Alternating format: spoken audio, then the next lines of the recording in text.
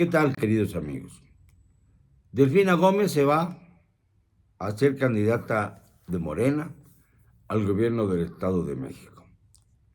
Es decir, 6 años después de que la dejaron sola para que no pareciera que Morena era rijosa y entorpeciera el paso de Andrés Manuel López Obrador a su candidatura presidencial, vuelve a la palestra con tal de poder hacer un pulso fuerte con el grupo Atlacomulco priista, que está envalentonado por el pleito entre Peña Nieto, el expresidente miserable y ladrón, con López Obrador, el presidente franciscano, que de franciscano no tiene un pelo. Pero bueno, así son las cosas. Hay que aprender en México a tolerar, nos dicen. Yo creo que ya en México debemos aprender a no tolerar. Tolerancia cero, así como digo lo de cero cobardía, tolerancia cero. Esto lo dijo Rudolph Giuliani en Nueva York y le funcionó, ¿eh? Y le funcionó porque logró abatir la delincuencia que había hecho de la Gran Manzana una de las más terribles zonas de alto riesgo. Ahora es en México en donde se nos cuestiona esto. ¿Y qué podemos decir cuando una mujer, madre de una chica desaparecida, se acerca al supuesto secretario de Gobernación? Digo supuesto porque más bien ha ejercido como precandidato, sin ningún rubor, y yo no sé en qué cuestiones de política interior de nuestro país ha actuado Adán Augusto López Hernández. El sujeto, a los, a los requerimientos de varias personas que han perdido a sus hijos, que no los encuentran, dijo que sencillamente no confiaba en ellos.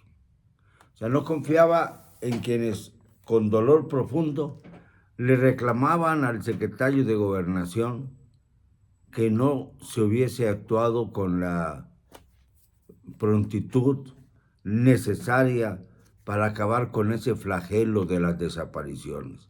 Hay desapariciones por doquier, no solamente el caso de los 43 de Ayotzinapa, del que ya hemos hecho referencia en varias ocasiones, sobre todo porque los padres de familia no quieren que aparezcan sus hijos muertos.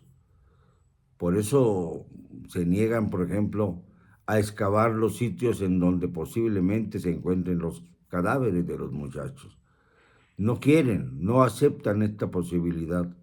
Y yo entiendo el dolor, el profundo dolor que lleva a ocasionar esto. Pero también entiendo que hay muchos otros desaparecidos en nuestro país. Ya hemos visto que se ha llegado al grado de marcar a hierro con fuego, a todos los migrantes como si fueran ganado. Ya hemos visto que se ha esclavizado a un gran porcentaje tanto de migrantes como de mexicanos para moverse y actuar dentro de las minas de nuestro país. Ahora mismo están viviendo en Sabinas, Coahuila, un drama espantoso con miembros mineros que han quedado atrapados por una inundación en los canales de la mina de carbón, de una mina de carbón. Recibí, por cierto, información de Chile.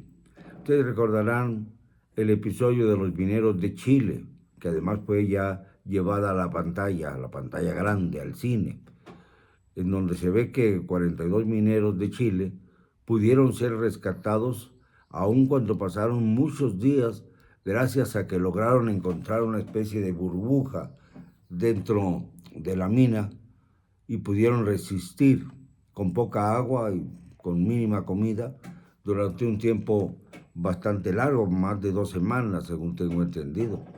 Y esto, pues, honra a los chilenos, porque, entre otras cosas, el entonces presidente de Chile, Sebastián Piñera, estaba ahí, estuvo ahí durante largas jornadas tratando de ayudar en lo que podía, dar órdenes, organizar, buscar la manera de resolver el conflicto, el dolor de los chilenos, hasta que salió el último minero de aquella mina colapsada. Yo no veo a López Obrador con intenciones de ir a la mina de Sabinas, como tampoco su predecesor Vicente Fox llegó a mostrarse en la famosa mina de pasta de conchos en Coahuila también, cuando fueron sepultados decenas de mineros que nunca pudieron ser rescatados. Ahora se solicita que a ver si pueden recoger y salvar a los cuerpos de aquellos mineros que nunca pudieron salir, lo cual es imposible porque con las altas temperaturas que ocasionó la explosión de gas grisú, pues sencillamente no hay nada que buscar. Pero siempre el espíritu humano tiende a tratar de lograr con la esperanza algún milagro que llegue de pronto. Y entonces, pues uno de los milagros que estamos esperando los mexicanos es que cese la 4T. Pero los mexicanos conscientes, ¿no? Porque hay muchos todavía que creen que los bonos que reciben son producto de la generosidad de Andrés Manuel y que salen del bolsillo de este. No, salen de la generosidad del pueblo de México que con sus impuestos mantiene el estatus gubernamental. Salen del erario público y se reparten de manera bastante ruin, con intereses partidistas. Esto se ha mostrado ya 1 y 100 veces, algo a lo que no se atrevió ni la peor época del priismo hegemónico, ni en la peor época del priismo hegemónico se atrevieron a tanto. Pero López Obrador siempre se refiere al pasado para exculparse de lo que es el presente. Un presente en el que el secretario de Gobernación, con tabasqueño acento, y esto dicho sin ningún ánimo de ofender a mis amigos de Tabasco, a los que tanto respeto y quiero, ahí estuve una temporadita tratando de averiguar los incidentes de aquel lugar perdido en Macuspana, en la aldea de pescadores Tepetitán, que fue donde nació López Obrador, y desde ahí comenzaron las tragedias de su juventud, siempre con ese aire que le hacía obligar a sus compañeros de juegos a llamarle el comandante. Pues el comandante no creo que se presente a las minas de Coahuila, ni mañana, que es cuando generalmente los sábados y domingos, pues sale de su búnker del Palacio Nacional y se muestra bastante poco, por cierto. Ya no conviene mostrar la figura de un elemento que con trabajo se mueve, que se le dificulta mucho hablar sin pausas, aunque resulta que cuando está en un meeting, en un auténtico meeting, fluyen muy bien sus palabras. Esto es algo muy extraño, que demuestra que hay ahí un problema neurocirujano, neurocelular, que hace que López Obrador pues tenga este doble lenguaje, uno rapidito, cuando se trata de repetir las consignas partidistas, y uno lento, con pausas, aburrido, cuando se trata de responder algunas preguntas incómodas o de plantear alguna de sus nuevas ofertas políticas, porque las viejas ofertas políticas, las de las obras faraónicas, se han venido abajo estrepitosamente. Va a continuar con el Tren Maya a pesar de las órdenes judiciales que hay para detener la obra. Dice que ya están resueltas. Va a continuar metiéndole dinero a Dos Bocas para ver si cuando termine su gobierno ya sale algún barril de gasolina de esta refinería tan costosa que no tenía lugar de ser. Bastaba con que se mantuvieran en auge las demás refinerías, las 5 refinerías que existían y que trabajan al 30% de su capacidad, basta con que se hubiera aumentado la capacidad de estas refinerías, no digamos al 100%, al 50%, a la mitad de sus posibilidades. Con este 20% de más en las 5 refinerías, nos hubiéramos ahorrado el 100% ya una refinería costosísima como la de Dos Bocas en Paraíso, Tabasco.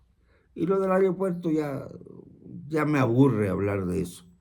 Me aburre y siento que se aburren ustedes también. Entonces no quiero citarlo porque la verdad es que es un desastre. Es un desastre la forma en que se ha tratado de sabotear las operaciones del Aeropuerto Internacional de la Ciudad de México de manera tan ruin que mejor nos olvidamos de esto y pasamos página mientras tenemos otros temas de qué hablar. Lo de los mineros de Coahuila es grave, porque parece que no se han tomado ninguna de las medidas prometidas para tratar de que trabajen los mineros en condiciones humanas, no infrahumanas. Y el líder del sindicato de mineros, rehabilitado por López Obrador para que fuera y es senador de la República, solo alcanza a decir que hay que proteger a los mineros, pero que en este caso, en el caso de los mineros de Sabinas, pues no son sindicalizados. Esto quiere decir que pues no importan como seres humanos, porque no están sindicalizados. Pero ahí sigue una decena de mineros a los que está tratándose de rescatar con toda la capacidad de los gobiernos estatales y federales, según dicen. Pero la realidad es que no han logrado absolutamente nada. Ahí están, en medio de 2 túneles que están inundados en un 80% de su capacidad. Esto quiere decir que es muy difícil que puedan encontrarlos con vida a los que han quedado atrapados. Y por eso en Chile se publica que el dolor de los mexicanos es mayor por la ineficacia de su gobierno para rescatar a quienes están siendo atrapados por las turbulencias internas, y aquí sí dicho literalmente, que se dan en las minas de todo el país. En unas, en las del sur, se extrae el oro que es manejado y administrado por las empresas canadienses. Y en el norte se extrae carbón, se extrae plata. Y desgraciadamente cada vez las condiciones de los mineros pues son peores. La mayor parte de estos tienen un nivel de vida paupérrimo y además una perspectiva de existencia mucho menor a la de la mayor parte de los mexicanos. Se calcula que un minero puede vivir entre 40 y 45 años, como mucho, y siendo optimistas. Y nada se ha hecho para resolver este problema. Todos los días surgen nuevas necesidades y hay mayores protestas, pero no se escucha a la población. Y esto es precisamente lo que hace que la población esté ya apuntando el rencor como un arma decisiva para tratar de resolver el gran problema de México, que es el mal gobierno, el pésimo gobierno, la pésima administración, una administración que con cinismo habla de que vivimos en la pobreza franciscana porque ya dejamos atrás la austeridad republicana, como si la pobreza franciscana fuera mejor a la austeridad republicana, como si el par de zapatos de la autoridad republicana pues era bastante más grave que los guaraches o los pies descalzos a los que obliga la pobreza franciscana.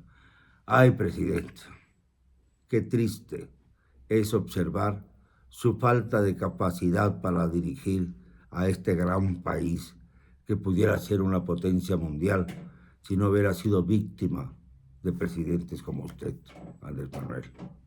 Perdóneme, no me van a callar. Y lo digo y siempre, con cero cobardía.